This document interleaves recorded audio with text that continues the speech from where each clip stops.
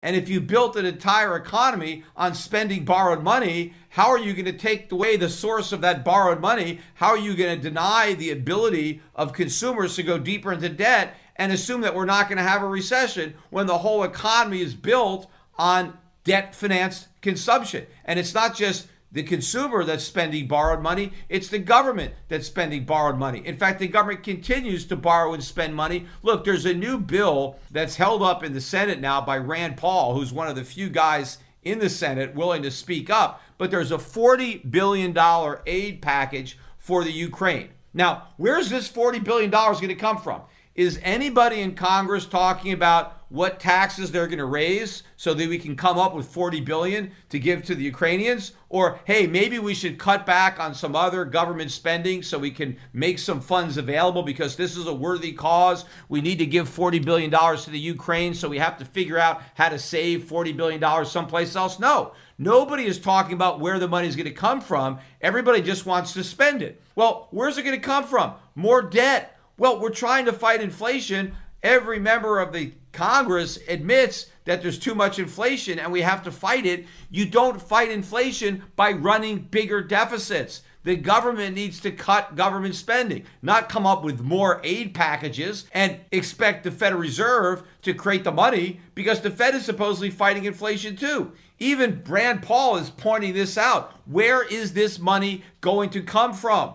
We already have massive deficits. We can't just borrow $40 billion from China. They don't want to lend us any more money. We can't borrow it from the Fed because they're claiming they want to shrink their balance sheet. But will they actually do it? Because who's going to buy these bonds? You know, the bond market got clobbered on Friday, but we still had a gain on the week for bonds. Yields fell on the week. There was a little bit of a reprieve there in the bond market. I think all of this negative economic news, the carnage in the stock market, I think all of that worked to the benefit of bonds, but just temporarily. I think this bear market is going to continue. It's going to be brutal for the bond market. I don't think we're anywhere near a bottom. In fact, one of the reasons bonds were so weak on Friday was because crude oil was so strong. It moved up about $4 a barrel. It closed at 108.43.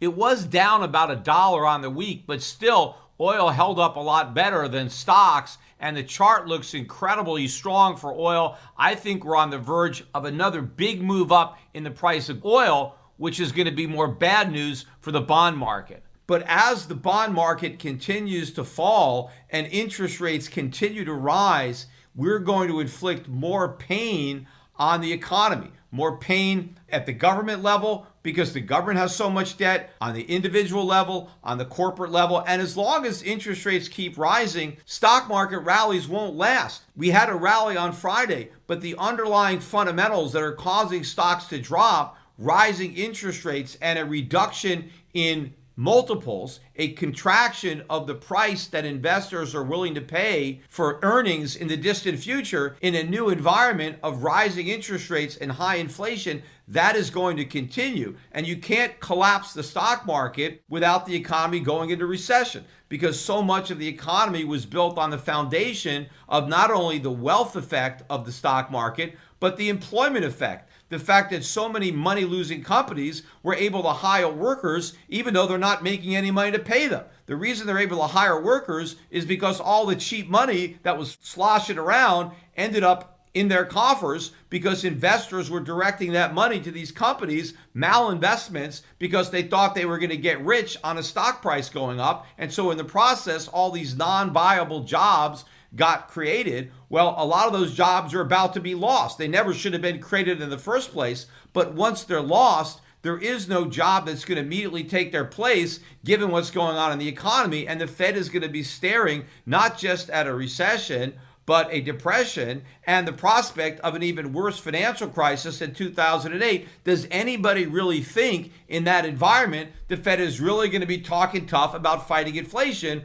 when as far as it's concerned and everybody else in Washington is concerned, it's got a much bigger problem on its hands and it's willing to accept inflation as a trade-off to trying to solve the more important problem of a collapsing economy and fending off another financial crisis. And again, as I said in my last podcast, Powell doesn't admire Paul Volcker because he had the courage to do what's right. He just admires him because he had the courage to do what he believed in. And I don't think Jerome Powell has the same set of core beliefs as Paul Volcker. I think he has a different set of beliefs, and he's going to act on those set of beliefs. And that means not sacrificing the short-term economy, not allowing a recession, but doing everything in his power to try to mitigate one or postpone one. And if that means much higher inflation, then that's exactly what Powell is prepared to do. And as an investor, we need to be prepared for that, and we need to recognize the fact that so many people now still don't understand this. They still are not able to see through this little mountain to the valley on the other side, and that valley is full of inflation. And just like investors were making a mistake 6 months ago and they were overpaying for these momentum stocks because they thought the prices would keep going up, well, they're making the same mistake with respect to gold and silver mining stocks.